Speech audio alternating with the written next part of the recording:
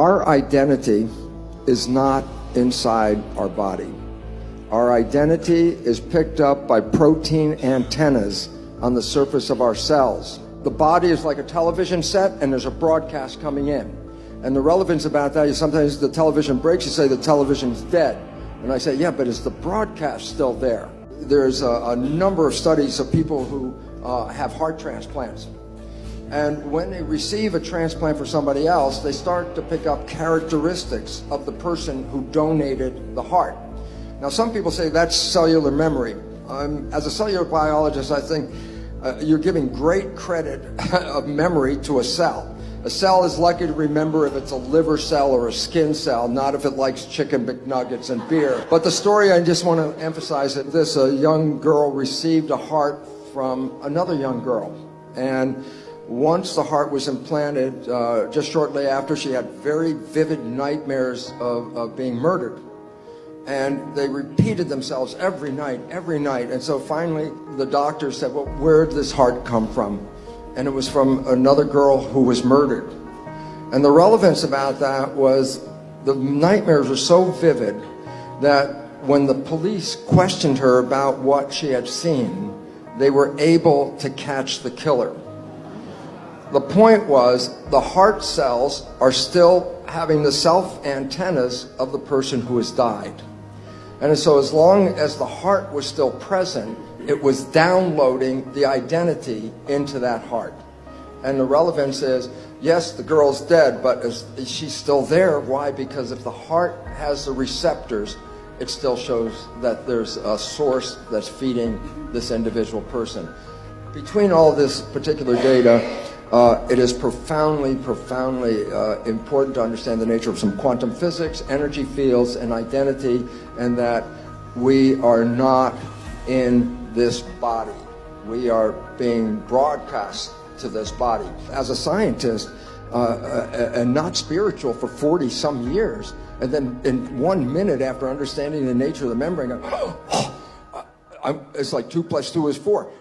I'm not in here. It was oh my God, I'm not here. And that concept of being outside, then being immortal, was interesting. But then I wanted to add this part because I thought this was the exciting part about my connection with my spirit and my body.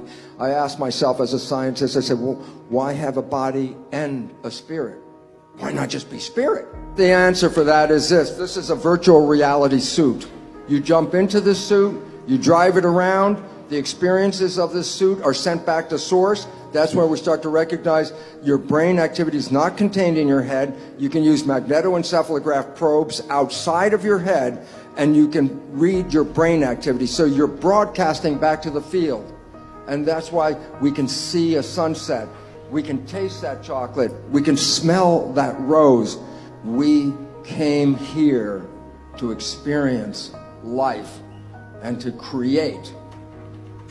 And then all of a sudden I said, oh, the whole story might be the biggest cosmic joke in the world, and that is this.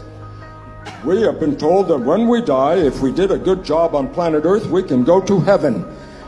I would like to suggest something. You were born into heaven. This is where you came to create. This is where you came to experience. If you don't like the creation, the significance is we're not living our lives, we're living the lives of programs. And if you don't like the program, the new biology is the one that says you can rewrite it. And if you rewrite it to make your creation not the one you bought as the creation, you will manifest heaven on earth. You will wake up every day with the glory of being in the most spectacular planet and the ability to create life. And that's what the joy is all about. What would happen if you stopped playing the program? And the answer is so wonderful because all of you have taken that red pill at some point. And that was when you fell deeply in love with somebody. And I said, what was happening when you fell deeply in love? And I say, for the first time in your life, you stopped thinking because everything you wanted is now right in front of your face. And when you stop thinking and you become what is called mindful, then you are in absolute control. I say, look, your life could suck every day until you met this person, and then heaven.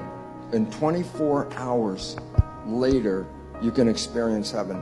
And what was the difference? you stopped thinking and started being present. And so it becomes important, if you want to transform, then you stay present and you repeat what you like, and repetition is what will reprogram your subconscious. So as long as you stop the old talk, put in what you want, and repeat what you want, you have an opportunity to rewrite any program in your life.